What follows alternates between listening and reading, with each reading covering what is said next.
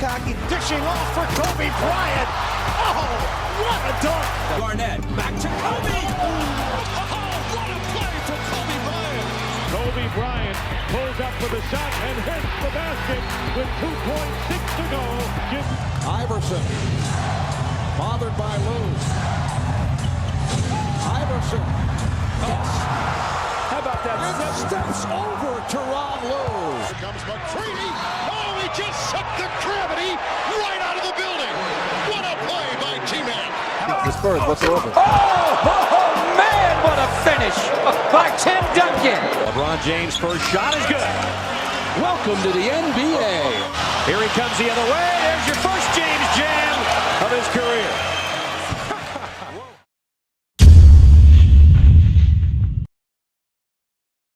The NBA has been around for almost a century, and the sport of basketball has been around for even longer than that. Throughout this wide time frame, we've seen the game go through countless changes. I believe from the day the NBA was founded to the current day, there have been 6 unique eras of the game. These 6 eras capture the different changes of players, teams, playstyles, strategies, and culture. And in today's video, we're going to take a look at what I like to call a collision of 2 eras, which spans from the years 1999 to 2014. In this time frame of basketball is really a mixed bag. There were so many different characteristics about this era that makes it special. During this time, we saw the collision of hard-nosed, gritty players that would honestly be better fitted for an earlier era, and skilled guards with smooth jump shots that would be better fitted in today's game. But it all starts in 1999. The NBA came off its first season after the retirement of Michael Jordan. This marked a shift in eras. It marked a shift in the dominant teams in the league. But it also came with some drawbacks. Right after Jordan retired, the league's TV ratings and attendance declined noticeably. From the 1998 finals to the 1999 finals, the ratings and viewership both significantly decreased. The face of the league was gone, which upset basketball for a while. To even make things worse, the 1999 season was actually a lockout season that only lasted 50 games.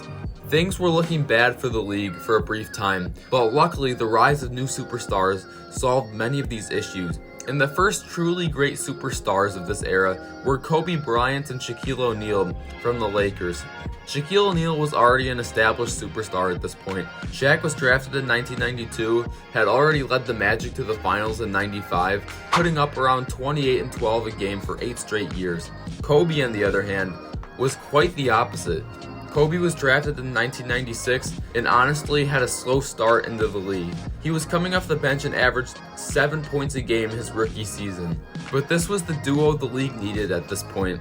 The Kobe and Shaq Lakers were the new faces of the league after winning 3 championships in a row from the years 2000 to 2002.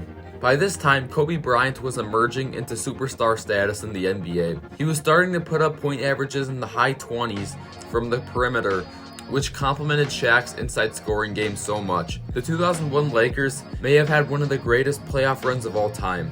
In 2001, the Lakers beat the Trailblazers, the Kings, the Spurs, and the 76ers. All 4 teams had 50 wins or more. What makes it even more special was this team almost went undefeated in the playoffs. That's right, the Lakers swept the Blazers, swept the Kings, swept the Spurs, but not the 76ers, not quite. Because the 76ers had one man. One player that wasn't going down without a fight. His name was Allen Iverson. Allen Iverson in Game 1 of the 2001 NBA Finals gave the Lakers 48 points to seal a road overtime win in one of the most lopsided finals matchups ever. Iverson's second best player in this team was a 34-year-old Dikembe Mutombo. Iverson was such an influential player to the evolution of guards. Iverson, with his patent crossover, influenced how perimeter players dribble the ball. He influenced the style of ball handling. What would have been called a carry in years before was perfectly legal according to the refs after Iverson's influence. He bent the rules of hand placement while dribbling the ball, and as a result of this, we saw many of his descendants arise later on. Stars like Steph Curry, Kyrie Irving, Damian Lillard, Kemba Walker, and Derrick Rose, just to name a few. Iverson influenced a whole generation of guards. But let's bring this discussion to the front court.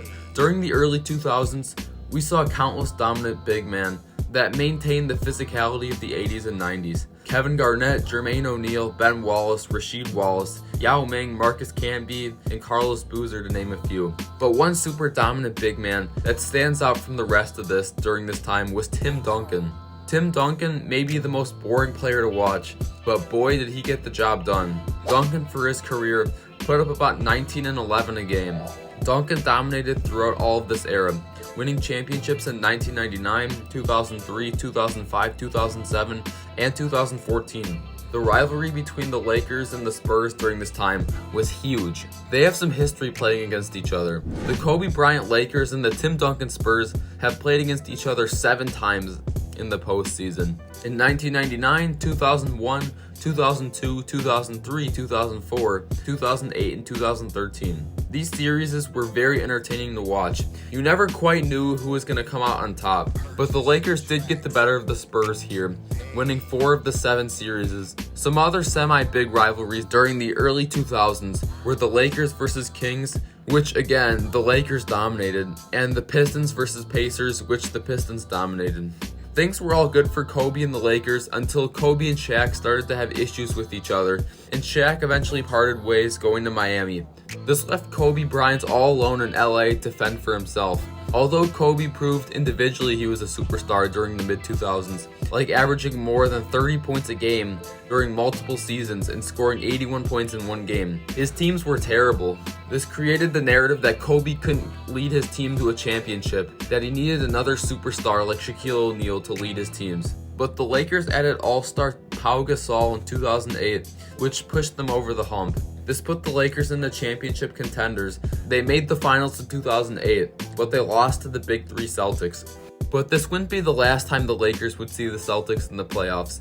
In 2009, the Lakers beat the Dwight Howard-led Orlando Magic in the finals, and then beat the Celtics in 2010, giving Kobe his 4th and 5th championship. This officially shut down the narrative that Kobe couldn't lead a team to a championship. Another player that has to be mentioned during the 2000s and 2010s is LeBron James. LeBron James literally had generational talent expectations put on him from high school.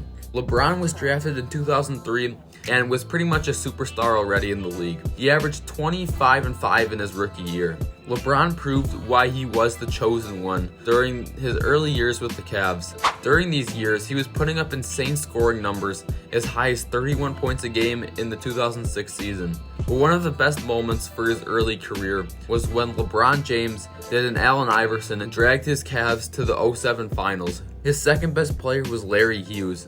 But the Cavs got swept and LeBron shot about 35% in that series. That was the last time LeBron was in the finals with his first stint Cavs. The next time LeBron was in the finals was with the Miami Heat. He won the 2012 and 2013 NBA Finals against the OKC Thunder and then the San Antonio Spurs, showing that LeBron could lead a team to a championship. But this also came with a pathetic loss against the retirement center Dallas Mavericks in 2011, where LeBron underperformed severely, averaging only 17, 7, and 6, and shooting terrible from the field. And he also lost to the Kawhi Leonard-led Spurs in 2014. This second stint of LeBron James, also known as the Heatles, many NBA fans believe it led to the trend of super teams in recent years of the league. Of course, great teams have always existed in the NBA, but the super teams LeBron influenced were just a group of random superstars thrown together, regardless of fit, expected to succeed with pure firepower, which rarely ever works. Something else that's very important to talk about during this era was the emergence of three-point shooting. This right here is a chart showing three-point attempt rate of the league from 1999 to 2014. Three-point attempt rate is the percentage of shots that are taken from three-point range. And as we can see, the three-pointers are gradually increasing as the attempt rate went from 16% to almost 26%. I think this shows how guard-dominated basketball took over the league in the later half of this era.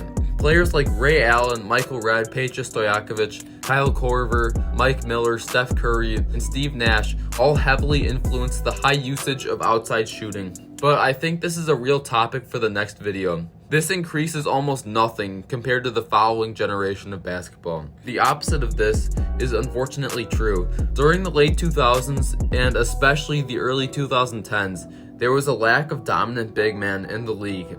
Some of the best centers in the league during this time were Dwight Howard, DeMarcus Cousins, Brook Lopez, Al Jefferson, the Gasol brothers, and Al Horford. And there's major proof of this. During the 1993 NBA season, we saw 7 big men hold spots in the top 10 scoring list. In 1998, we saw 5 big men hold these spots, 3 of which were centers. In 2003, we also saw 5 big men hold these spots. Only 1 was a center, which was Shaq, but still 5 big man dominated. Let's look at the late 2000s and early 10s, where I believe this change is shown the most. In 2007, there was literally 0 power forwards or centers featured on the top 10 scoring list. In 2008, there were 3 big men, 2 of which were centers, but according to Basketball Reference, Amari Stoudemire and Chris Bosh were both apparently centers, which they really aren't.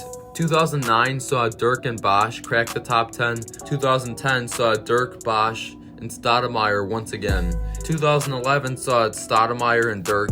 2012, we saw a little different. We saw Kevin Love, LaMarcus Aldridge, Dirk Nowitzki, and Blake Griffin. In 2013, LaMarcus Aldridge and Brook Lopez, the first real center since Shaquille O'Neal in the early 2000s. In 2014, who featured Love, Griffin, Aldridge, and DeMarcus Cousins. From 2014 to the early 2000s, I would argue that the only truly dominant center we had in the league was Shaquille O'Neal. From 2014, the last Finals MVP that was a center we ever saw was Shaquille O'Neal. And the only other dominant big man we saw win this award was Tim Duncan and Dirk Nowitzki. I think it's pretty clear that there was a lack of talented big men, especially centers in the league around the late 2000s and early 10s. Another big change in the NBA we saw was the demographics of where players were coming from. The 2000s and 2010s saw the rise of international superstars, players like Dirk Nowitzki, Steve Nash, Yao Ming, and Manu Ginobili, just to name a few examples. During the 2000 NBA season, the league was made up of about 10% international players. That same number jumped to about 20% by 2014. I think this just shows how much the NBA expanded globally over the last few decades. And finally, the last innovation that marks this time was the creation of advanced basketball analytics. If you've seen a few videos of my channel, you would know all about advanced stats. Advanced stats in the NBA help to evaluate players' performances more accurately, give deeper insight to a player's game, and help teams to game plan against other teams. Some of the best new metrics that came from this era are player efficiency rating, which shows a player's overall contributions on the court, effective field goal percentage, which factors in 3-pointers being worth more than 1, offensive and defensive rating, which shows how good a team is on each end of the floor by measuring points allowed or scored per 100 possessions, true shooting percentage, which is like effective field goal percentage, but adds free throws into the mix, usage rate, which shows how many of the team's possessions a player uses while they're on the court, win shares, which shows how many wins a player is responsible for per season, and shot charts, which shows where players shoot the most shots and how effective they were at each spot. I believe these new basketball analytics implemented into the NBA had a big effect on the increasing amount of 3-pointers taken because teams realized how effective those shots could be.